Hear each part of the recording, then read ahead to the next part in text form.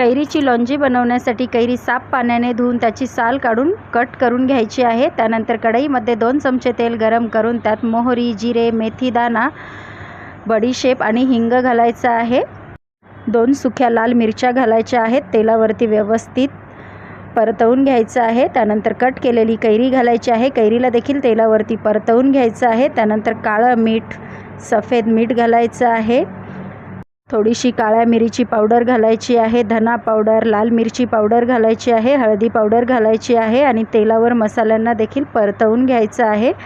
त्यानंतर यामध्ये ग्लासभर पाणी घालायचं आहे आणि झाकण ठेवून 5 मिनिटं कैरीला शिजवून घ्यायचं आहे। 5 मिनिटानंतर कैरी छान शिजलेली आहे। यामध्ये अर्धी वाटी गूळ घालायचा आहे आणि लोणचीला घट्ट होईपर्यंत शिजवून घ्यायचं आहे। त्यानंतर यामध्ये अर्धा चमचा गरम मसाला घालायचा आहे, व्यवस्थित मिक्स करायचं आहे। त्यानंतर गॅस बंद करायचा आहे। खाण्यासाठी तयार आहे कैरीची